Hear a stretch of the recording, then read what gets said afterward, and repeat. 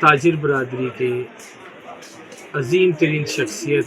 تاجر برادری کو متحد کرنے کے لیے ہر دم کوششیں کرنے والی شخصیت، اور آج تاجر برادری کے ہر دکھ درد میں شامل ہونے والی شخصیت جناب بانی انجمن تاجران پاکستان حاجی مقصود احمد بٹ صاحب کی 15ویں برسی 15 برس پہلے تاجر برادری کے اوپر جو قیامت ٹوٹی، ان کے دنیا سے جانے کے ٹائم پر، ان کے دنیا سے جانے کے بعد وہ آج تک اس کا خلا کبھی پورا نہ ہو سکا نہ ہوگا۔ ایک ایسی شخصیت جو تاجر کے دکھ درد کے لیے اپنی آسائشیں، اپنا آرام، اپنا تن من دھن ہر طریقے سے لگانے کے لیے تیار ہوتے تو لگاتے تھے۔ پریکٹیکلی لوگ بتاتے ہیں، میرے بزرگ حضرات، میں نے خود اپنی آنکھوں سے دیکھا، الحمدللہ اللہ کا شکر،